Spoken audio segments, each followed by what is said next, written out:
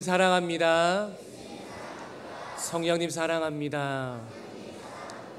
우리의 고백한 대로 될 줄로 믿습니다. 오늘 제목은 포장된 거룩을 경계하라 라는 제목으로 말씀을 전하도록 하겠습니다. 어쩌면 말씀이 오늘 저녁 말씀은 좀 무거울 수도 있습니다. 그러나 우리가 거룩을 다시 한번 우리가 기억하며 어떻게 내가 지키고 있는지 돌아보는 시간이 되었으면 좋겠습니다. 시대적으로 크리스천에게 요구하는 것이 바로 거룩함입니다. 그러나 우리가 이 세상에 사는 동안 정욕으로부터 자유로울 수는 없습니다. 지금 이 시대는 엄나락하고 타락하고 깨끗하지 못한 시대에 우리 아이들도 어른들도 살아가고 있습니다. 그래서 주님께서 우리에게 말씀하십니다. 너희는 세상의 빛이다, 소금이다 라고 말씀하고 있습니다. 주님은 바로 주님에게 속한 자들을 향해서 빛이라고 말씀해주고 있습니다. 우리의 본성은 죄를 짓기에 더 쉽게 노출되어 있습니다. 우리가 빛 대신 예수 그리스도를 따라 가고자 할 때에 거룩해야지 하며 생각하는 많은 것들이 있습니다. 말처럼 그러나 거룩은 쉽지가 않습니다. 교회를 다니면서도 겉보기에는 문제가 없는데 속은 화산의 마그마처럼 금방이라도 터질 듯한 상태를 우리는 볼 수 있습니다. 우리는 이 문제에 대해 심각하게 고민해 봐야 합니다. 진짜 거룩인지 아니면 포장된 거룩인지를 우리는 보아야 한다는 것입니다. 사실 쾌락과 정욕, 음란에 무너져 내린 사람들을 보면 결국 포장된 가짜 거룩인 것입니다. 진짜 거룩이었다면 허무하게 무너져 내리지 않을 것입니다. 이 시대는 사람들이 관심사가 있는 어느 분야에는 빠져서 다른 것에는 무관심해질 수 있습니다. 그러기에 깨어 분별을 잘 해야 합니다. 개인이 의미 있는 사역을 하고 심지어 나라를 위한 사역을 하고 있을지라도 그 사람과 그 단체가 거룩하다고 단정 지을 수는 없는 것 같습니다. 성경적으로 그 사역을 하고도 위선이 될 수가 있습니다. 왜냐하면 마음은 거룩하지 않는 상태에서 사역은 얼마든지 거룩해 보이는 일들을 우리는 할 수 있기 때문에 그렇습니다. 포장된 거룩은 죄를 집요하게 물고 또 물게 됩니다. 그래서 포장된 거룩은 죄를 만들어낼 수 있습니다. 이 시간 포장된 거룩의 대표적인 죄를 나열하면서 다시 한번 깨어나는 시간이 되기를 소망합니다. 첫 번째입니다. 포장된 거룩, 비판을 경계해야 합니다. 로마서 2장 1절을 우리 다 같이 한번 읽어보도록 하겠습니다. 그러므로 남을 판단하는 사람아, 누구를 막론하고 내가 핑계하지 못할 것은 남을 판단하는 것으로 내가 너를 정죄함이니 판단하는 내가 같은 일을 행함이니라. 우리 자신이 선함에 대해서 지나치게 자신하거나 확신하거나 하다가 자기 의로 남을 함부로 비난하는 일이 없도록 해야 합니다. 남의 들보를 지적하기 전에 먼저 자기 안에 자기 성찰을 하고 자신의 부족함을 우리는 고쳐야 합니다. 주변에 비판하는 사람들을 보셨나요? 아니면 곁에 그러한 사람들이 있습니까? 어떤 이슈에 대해서 누군가를 난도질하며 비판하고 있다면 그 사람이 어느 순간 바로 나를 비판하고 있을지 모릅니다. 가짜 포장된 거룩은 비판의 죄를 낳게 됩니다. 비판을 하면 그 사람이 정직해 보이고 어렵게 또 떳떳해 보이는 효과가 있습니다. 자기를 높이기 위해서 그 비판을 하게 된다는 거죠. 비판하는 사람보다 비판받는 사람이 더 의롭고 좋은 사람일 수 있습니다. 상대의 비판과 판단은 자신의 열등감을 가리기 위해서 상대를 깎아내리는 것입니다. 바로 이런 사람들이 성경에 등장합니다. 바로 바리새인들입니다. 이들이 얼마나 비판을 많이 했는지 모릅니다. 우리 마태복음 7장 1절에서 3절 말씀을 같이 읽어보도록 하겠습니다. 비판을 받지 아니하려거든 비판하지 말라. 너희가 비판하는 그 비판으로 너희가 비판을 받을 것이요 너희가 헤아리는 그 헤아림으로 너희가 헤아림을 받을 것이니라. 어찌하여 형제의 눈 속에 있는 티는 보고 내 눈 속에 있는 들보는 깨닫지 못하느냐. 예수님이 이 말씀을 하시며 바리새인들을 들으라고 말씀하고 있습니다. 자신의 의로운 존재로 인식받기 위해서 남을 비판하고 있다고 예수님께서 그들을 향해 지적하고 있습니다. 오늘날 교회에도 바리새인과 같은 사람들이 있을까요? 없을까요? 있습니다. 최근 목회자들을 비판하는 사람들이 많아졌습니다. 일부러 목회자들의 흠을 찾거나 노골적으로 공격하는 사이트들도 있습니다. 어떤 대표적 목회자들 보도하며 공격하며 폄하하며 함으로 인해서 분열을 일으키는 일들이 생겨납니다. 그것을 덜쳐내며 말하는 목회자는 자신이 인기를 끌고 본인이 의로운 목사라는 것을 보여주며 또한 장사하는 것과도 같습니다. 어떤 이슈를 통해 모든 한국교회의 목회자들을 똑같은 한 무리로 묶어버립니다. 그러면서 기독교인들을 욕하며 많은 젊은이들을 교회로부터 떠나가도록 실족시키도록 만든다는 것입니다. 물론 저도 같은 목회자로서 부담을 갖습니다. 또한 어떻게 저럴 수가 있지? 목회자의 윤리를 말하면서 저 자신도 다시 한번 돌아보게 됩니다. 저 자신조차도 손가락질 받을 수 있는 위치에 있다는 것을 두렵고 떨림으로 나아갑니다. 우리는 사탄의 특징이 뭔지 아십니까? 요한복음 8장 44절에 참 잘 나와 있습니다. 우리 같이 한번 읽어보도록 하겠습니다. 너희는 너희 아비 마귀에게서 났으니 너희 아비의 욕심대로 너희도 행하고자 하느니라. 그는 처음부터 살인한 자요 진리가 그 속에 없으므로 진리에 서지 못하고 거짓을 말할 때마다 제 것으로 말하나니 이는 그가 거짓말쟁이요 거짓의 아비가 되었음이라. 마귀는 처음부터 거짓말쟁이입니다. 그리고 거짓의 아비가 되었다고 말하고 있습니다. 그 특징이 바로 참소하는 자입니다. 남의 일을 항상 들추고 깎아내리고 이간질하고 자기가 높아지려고 합니다. 마귀는 하나님과의 인류의 대적이며 끊임없이 사람들을 하나님으로부터 멀어지게 만듭니다. 주님은 이 땅에 오셔서 어떻게 하셨습니까? 마귀와 다르게 감추고 덮어주고 베풀고 그리고 사랑을 해주었습니다. 만일 내가 비판이 나오려고 하고 감정이 격해질 때 생각해 보십시오.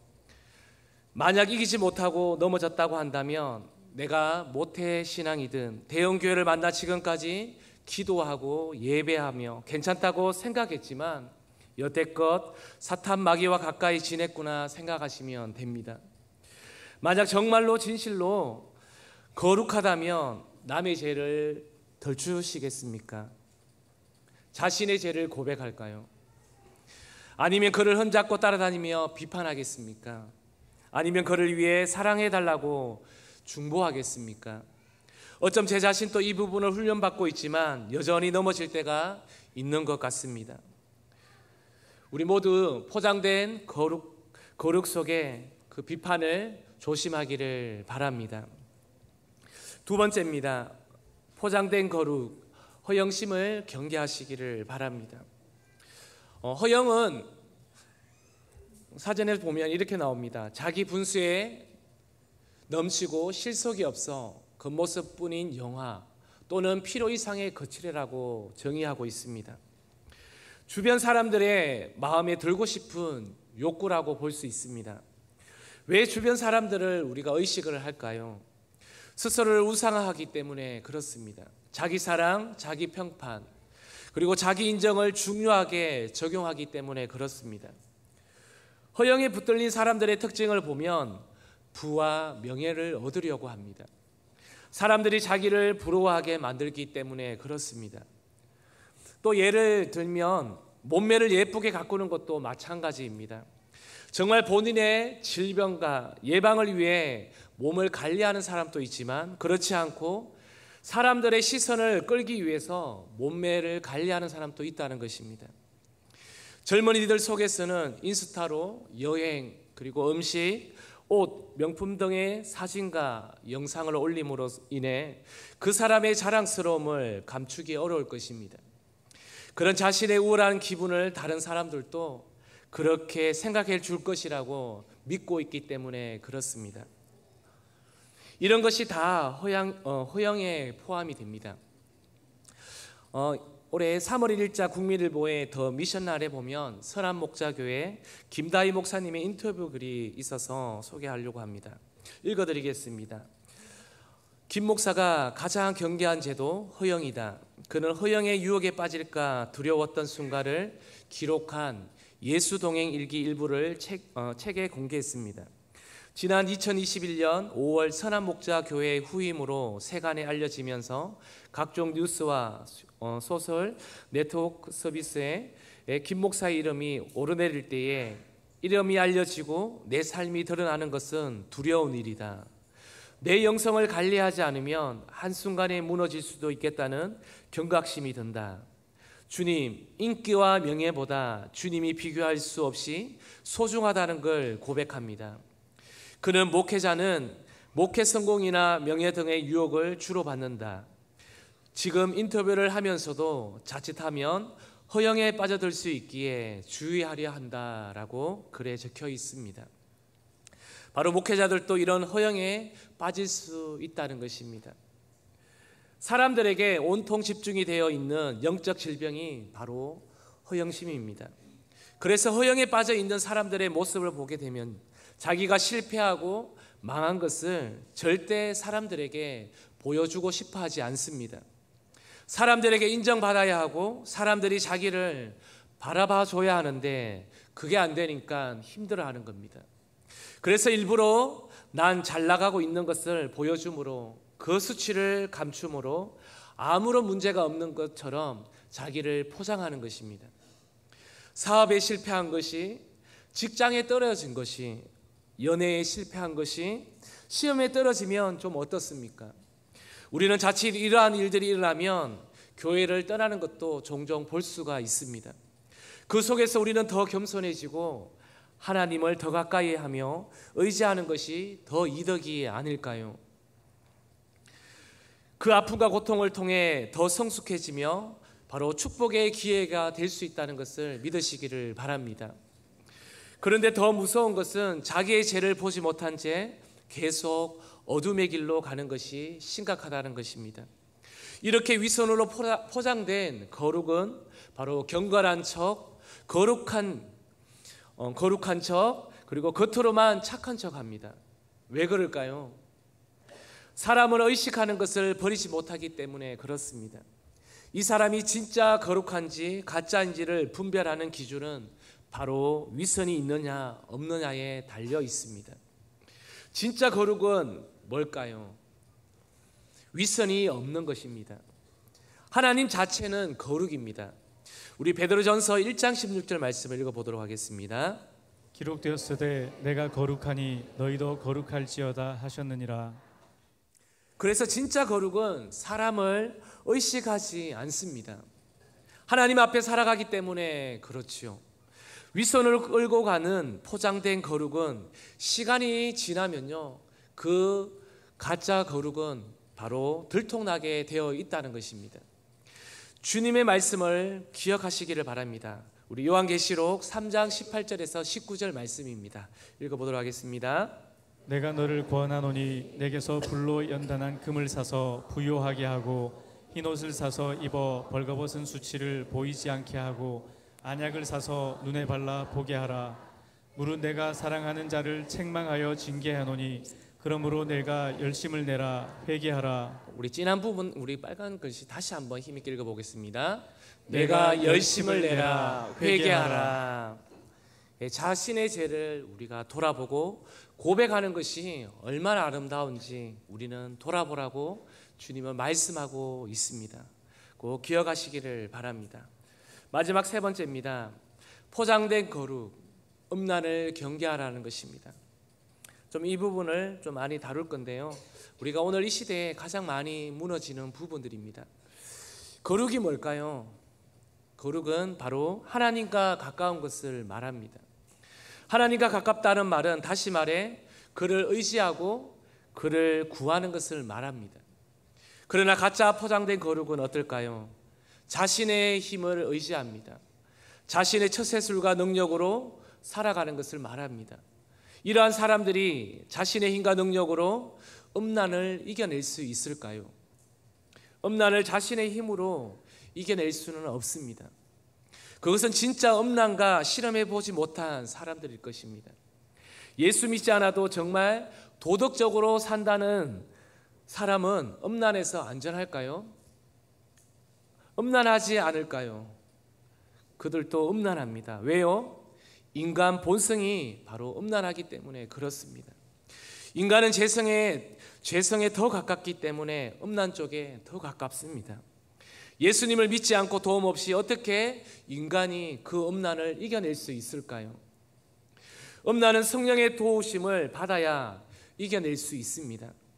그런데 포장된 거룩의 사람은 성령의 도우심을 받을 수 없을 뿐더러 성령의 도우심을 구하지도 않습니다. 그러니까 당연히 음란에 넘어지게 됩니다. 인간의 본성은 정욕, 음란을 좋아하지, 정결을 좋아하지 않습니다. 그런데 교회를 다닌다고 말하지만 얼마나 가짜 포장된 거룩한 사람들이 많은지요. 아직 음란에 넘어지지 않았다는 것입니다. 왜 그럴까요? 아직 죄 지을 기회가 본인에게 오지 않았기 때문에 그렇지 않을까요? 우리가 넘어진 사람들을 향해 비판, 정죄하지 말아야 할 것은 우리가 아직 넘어지지 않은 것은 그 죄를 이길 수 있는 것이 아니라 아직 죄 지을 상황이 나에게 오지 않았기 때문에 그렇습니다. 죄 지을 환경과 상황, 분위기가 오면 우리도 딱 넘어질 수 있다는 것입니다. 저도 이 말씀을 준비하면서 고등학교 때 한 이야기가 저에게 있었던 이야기가 생각이 났습니다. 고등학교 때 조금 노는 친구가 저 옆에 있었습니다. 그 친구가 저에게 이런 말을 한 것이 기억이 납니다. 만약 네가 여자친구와 함께 배 타고 섬에 갔는데 갑자기 풍랑이 일어나서 다시 그 배가 뜨지 못해서 그 두 명이 단둘이 남아 있다면 너는 그 섬에서 단둘이 시간을 보내게 된다면 그 여자를 지켜줄 수 있겠니? 라고 저에게 물었습니다. 왜냐하면 그때 제 별명이 예수쟁이였기 때문에 그렇습니다. 아이들이 저를 부를 때 왠지 쟤는 이 질문을 하면 어떤 대답을 할까라고 아마 저를 시험해 본 것 같습니다. 근데 저는 그때 단호히 말했습니다. 나는 단둘이 결혼하기 전에 섬에 갈 일이 없어 라고 이렇게 얘기를 했습니다.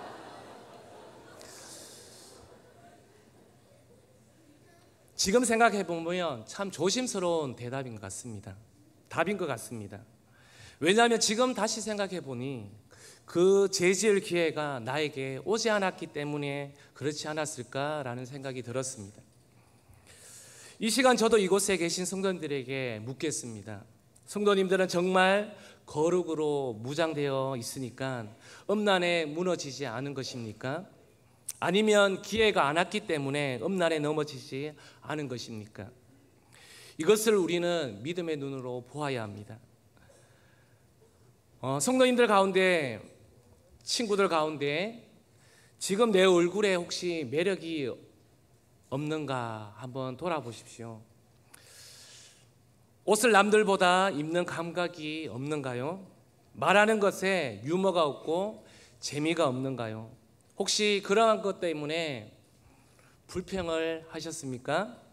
그렇다면 오늘 이 시간 감사하시기를 바랍니다. 왜냐하면 나에게 아직까지 그런 기회가 오지 않았으니까 감사해야 되는 것입니다. 한창 공부해야 할 때에 얼굴 이쁜 것 때문에, 그리고 운동 잘하는 것 때문에, 그리고 악기 잘 치는 것 때문에, 그리고 멋내는 것 때문에, 말 잘하는 것 때문에, 그리고 그것으로 인해서 형제 자매에게 기회를 주어 넘어졌다면 어떻게 될까요? 우리 담임 목사님의 말씀처럼 뺑뺑이 돕니다. 돌아서 고생할 것입니다. 그렇게 넘어진 자들을 향해 우리가 손가락질하거나 비판해서도 안 됩니다. 음란물에 쉽게 노출되는 사람이 음행에 넘어질 기회가 찾아오면 이길 수 있을까요? 100% 넘어지게 됩니다. 어느 누구도 장담하지 못합니다. 내 이상형의 그 여자와 남자가 나에게 아직 찾아오지 않았을 뿐이기 때문입니다. 우리는 이 기회에 안 온 것을 안심해서는 안 됩니다. 어떤 경우에도 넘어지지 않을 능력을 우리는 갖추어야 합니다. 한번 요셉을 한번 떠올려 보십시오. 가장 혈기왕성할 때입니다. 그는 미인 라헬의 자녀입니다. 잘생겼겠죠. 지금으로 말하면 아마 드라마 주인공의 잘생긴 남자 배우라고 생각이 듭니다. 보디발 장군의 아내가 요셉에게 반했겠지요. 비록 종으로 와 있지만 잘생긴 것은 동서양 어쩔 수가 없는 것 같습니다. 그런데 요셉은 가장 혈기왕성할 때 그 여주인과 단둘이 있는데도 불구하고 그 성적 유혹을 이겨냈습니다. 어떻게 이겨낼 수 있었을까요? 그가 아주 말아서 이겨낼 수 있었을까요? 아닙니다. 네. 왜 이렇게 기뻐하십니까? 그가 이길 수 있었던 것은 진짜 거룩함이었습니다. 평소에 하나님과 동행하고 가까이 했던 삶이었기에 그 현장이 닥쳐도 이겨낼 수 있었던 것입니다. 바로 제지을 기회가 왔을 때도 이겨낼 수 있었던 것입니다. 아마 요셉이 그 전날 밤에 철야 기도를 했기 때문에 그 유혹을 이겨냈다고 생각하십니까? 아닙니다. 항상 하나님을 가까이 중심에 모셔 있었기 때문에 요셉은 그것을 이겨낼 수 있었습니다. 하나님을 사랑하고 두려워하는 마음을 늘 간직하고 있었기 때문에 그는 그 순간에 이겨낼 수 있었다는 것입니다. 반면에 다윗은 어떤가요? 신분이 왕이었고 요셉보다 나이가 많았던 사람인데도 성적 유혹에 넘어갔습니다. 그 여인이 먼저 다윗에게 꼬리치지 않았습니다. 그냥 그 여인은 자신의 일상을 살아냈던 것입니다. 겉보기와는 다르게 가짜 거룩이었다는 것을 우리는 어쩌면 볼 수가 있습니다. 겉보기에는 하나님의 사람이었고 거룩해 보일 것 같았지만 그 기회가 오니까 바로 넘어지고 말았습니다. 어쩌면 어릴 적 목동 시절에 하나님과 동행했던 훈련된 왕이 훈련이 되어졌지만 그가 점차 왕이 되면서 어쩌면 하나님과 동행하는 것이 줄어들지는 않았을까요? 왕이 되어 주어지는 안락과 부와 평안함들이 더 이상 하나님을 찾지 않을 수 있게 할 수 있습니다. 물론 기본적인 어릴 적 주님과 동행했던 사람이라 기도는 했겠지요. 그러나 점차 깊은 기도를 하지 못했지 않나 생각해 봅니다. 하나님과의 교제가 약해지게 되면 제지을 기회가 찾아오자 바로 넘어지게 됨을 우리는 볼 수가 있습니다. 제자비전 현재 재학생 또한 졸업한 친구들도 아마 이 자리에 있을 것입니다. 그토록 미디어와 싸우며 거룩을 훈련해 가며 나아갔지만 지금은 어떠한 삶을 살아내고 있습니까?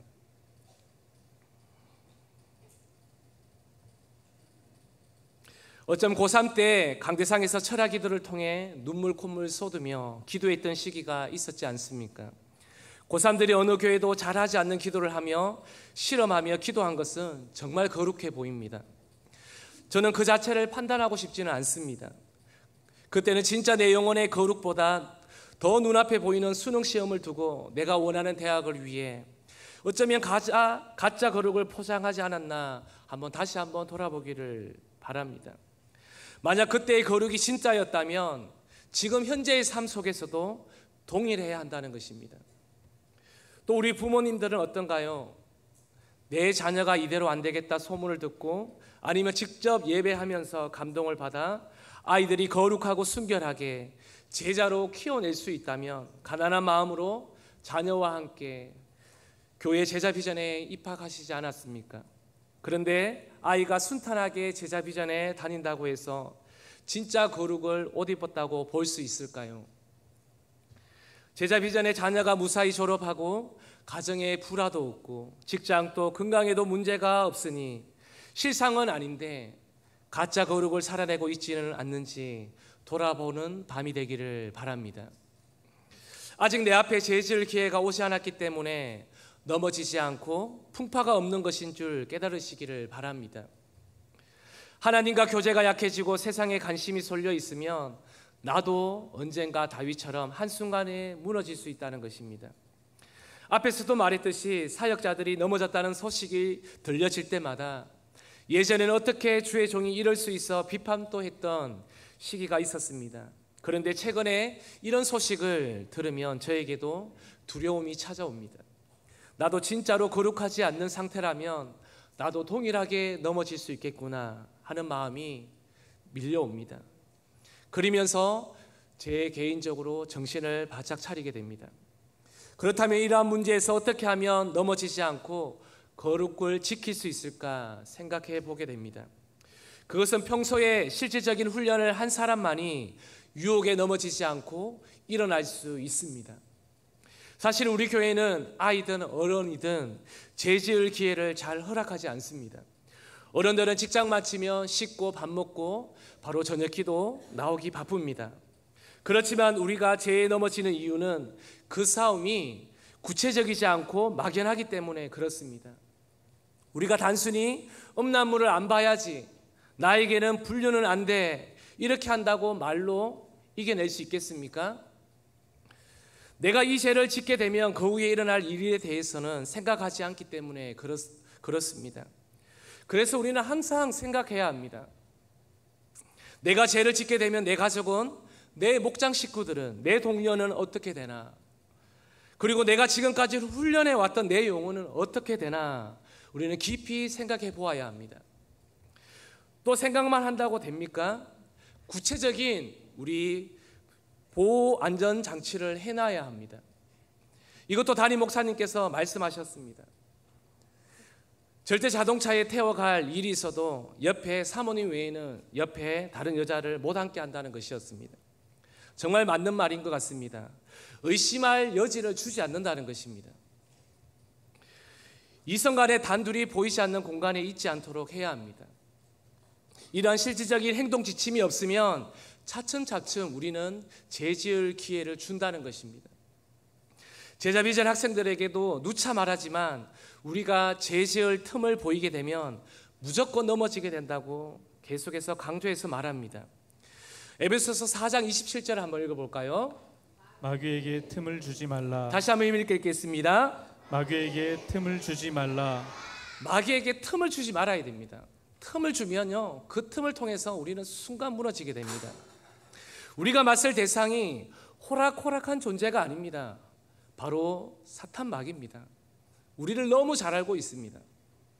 속담에 이런 속담이 있습니다. 우리 한번 읽어볼까요? 큰 뚝도 작은 개미 구멍으로 무너진다. 결국 사소한 틈이나 얕보다가 그 때문에 큰 낭패를 보게 된다는 것입니다. 우리는 꼭 기억하시기를 바랍니다. 베드로전서 2장 12절도 읽어보겠습니다. 사랑하는 자들아, 거류민과 나그네 같은 너희를 권하노니 영혼을 거슬러 싸우는 육체의 정욕을 제어하라. 네, 영혼을 거슬러 싸우는 육체의 정욕을 제어할 수 있도록 우리는 훈련해야 됩니다. 포장된 거룩함을 갖고 있다면 그 마음에 죄를 생각하거나 죄와 싸우고자 하는 마음과 의지가 없습니다. 없기 때문에 구체적인 계획이나 전쟁을 치르려 하지 않습니다. 결국 가짜 거룩은 음란을 선택하게 되지요. 지금까지 우리는 포장된 거룩이 빚는 폐단, 대표적 죄인, 비판, 허영, 음란을 우리는 보게 되었습니다. 그렇다면 우리는 포장된 거룩을 경계하기 위해 무엇을 훈련해야 하는지 마지막으로 점검하고 말씀을 마치겠습니다. 하나님을 가까이 하는 것, 즉 동행하는 훈련을 우리는 해야 합니다. 거룩은 하나님을 가까이 하는 것이라고 서두에 말했습니다. 사람은 사랑하는 것을 가까이 하게 되어 있습니다. 그리고 그것을 닮아가게 됩니다. 나를 깨울 수 있는 안전장치를 우리는 꼭 준비하셔야 합니다. 우리 부모님들은 자녀에게 이런 안전장치들을 꼭 막아주셔야 됩니다. 집에서도 마찬가지입니다. 하루를 시작하기 전 새벽을 깨워 첫 시간을 하나님 앞에 제물로 드리시기를 바랍니다. 그리고 학교의 세상 학문을 붙잡기 전에, 또한 직장인들은 내가 만날 사람을 먼저 생각하고 거래처에서 어떤 일을 수행할까 고민하기 전에 바로 무조건 말씀 앞에 먼저 서라는 것입니다. 말씀을 보고 말씀을 책을 펴서 큐티를 먼저 보고 그리고 그 말씀을 암송하면서, 그리고 그 말씀 앞에 내가 오늘 또 어떻게 살아야 될지를 고민하면서 살아낼 때 내가 거룩을 지킬 수 있는 것입니다. 타협하지 마시고 우리 교회에서 하는 큐티, 그리고 성경을 읽으시면서 아니면 차를 타고 가시면서도 말씀을 들으십시오. 그럴 때 그러한 성령의 역사가 일어날 줄로 믿습니다. 그렇게 구체적으로 실질적으로 하려고 할 때 주님과의 동행이 시작이 됩니다. 틈만 나면 기도의 자리를 찾으시기를 바랍니다. 그분과의 시간을 늘어가려고 할 때 하나님과의 관계성이 더욱더 돈독해지고 깊어지는 것을 경험하게 될 것입니다. 기도를 통해 관계성을 가질수록 죄가 끊어지고 세상에 대한 마음이 줄어들고 평안이 찾아옵니다. 우리 교회의 3년 작전 기도가 얼마 남지 않았습니다. 이 기도를 통해서 개인은 물론이고 우리 가정이나 교회에 묶인 어둠을 물리치고 죄악이 끊어지는 시간이 될 줄로 믿습니다. 새벽과 저녁에 기도하는 이 1시간, 2시간 절대로 사탄 마귀가 빼앗아갈 수 없습니다. 우리 교회가 여기까지 온 것은 결국 담임 목사님께서 먼저 본이 되어 주셔서 기도라는 절대적인 무기를 가지고 치열한 영적 전쟁을 치러 주셨습니다. 그리고 그것을 제자 훈련을 통해 바로 우리를 훈련시켜 주셨습니다. 그리고 성령님과 동행하는 것을 절대 놓치지 않으셨다고 늘 말씀하십니다. 저도 그것을 배우고 있습니다. 기도의 진정한 훈련을 해보셔야 합니다. 결국 기도를 한 후 삶의 결과와 기도를 하지 않고 난 삶의 결과를 우리는 한번 점검해 보시기를 바랍니다. 우리가 진짜 주님을 사랑한다면 어릴 적부터 훈련한 것들이 사람들에게 보이기 위한 포장된 가짜 거룩을 추구하지 않을 거라 믿습니다. 성령님과의 관계성 안에서만 살아갈 수 있다면 비판과 허영인 웬 말이겠습니까? 우리 다시 주님을 더 사랑하게 해달라고 기도합시다. 이게 아니면 우리 모두 가짜일 수 있습니다. 주님 더 사랑하게 하려면 어떻게 해서라도 우리는 배우려고 훈련하려고 하지 않겠습니까? 세상의 학문 떠요. 대학을 졸업하고 난 후에서라도 또 평생 교육원에 가서 우리가 더 배우려고 하지 않습니까? 내가 배우려고 하는 그 분야에서 또 가서 돈을 주고 더 배우지 않습니까? 그런데 왜 하나님의 거룩은 배우지 않습니까? 처절하게 우리가 싸우지 않으면요, 우리가 이 거룩 앞에 설 자들이 없습니다. 내가 지금 은혜 받고 성령에 충만했다고 해서 내가 넘어지지 않을까요? 아니요. 바로 다윗처럼 어느 순간 하나님과의 그 기도가 약해지고 그 하나님과의 관계성이 부족해지면 어느 순간 그 죄의 기회가 찾아오면 맞닥뜨려지면 나도 넘어질 수 있다는 것입니다. 꼭 기억하십시오. 아이들은 피해갈 수 있겠습니까? 아닙니다. 아이들도 지금은 죄들이 어른들에게 오는 것이 아닙니다. 더 어린 나이에 아이들에게 찾아옵니다. 엄란한 것으로 더 찾아옵니다. 이 스마트폰을 통해서 아이들에게 더 쉽게 찾아옵니다. 어떻게 이겨내길 수 있겠습니까? 우리가 철저히 우리가 훈련받기를 소망합니다. 진짜 주님의 거룩을 닮아서 포장된 거룩을 경계하는 성도님들이 되시기를 바랍니다.